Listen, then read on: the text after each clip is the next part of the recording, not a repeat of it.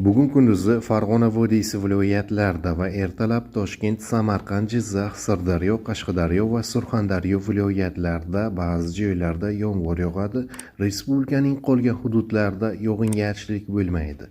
Shamol 7-12 metr/sekund tezlikda esadi, ba'zi joylarda 15-20 metr/sekundgacha kuchayadi. Harorat 7-12 daraja iliq. Shimolda 0,5 daraja iliq bo'ladi. Poytaxtimizda ertalab vaqti bilan yomg'ir yog'adi, kunduz yog'ingarchilik kutilmaydi. Shamol 5-10 metr/sekund tezlikda esadi, harorat 8-10 daraja iliq bo'ladi. Respublikaning tog' oldi va tog'li hududlarida ba'zi joylarda yog'ingarchilik, yomg'ir, qor bo'ladi. Ayrim joylarda kuchli bo'ladi. Ba'zi joylarga tuman tushishi mumkin, qor ko'chishi xavfi bor, sel, suv toshqin hodisalari yuzaga kelishi mumkin. Shamol 7-12 metr/sekund tezlikda esadi, ba'zi joylarda 15-20 metr/sekundgacha kuchayishi mumkin. Harorat 0,5 daraja iliq bo'ladi.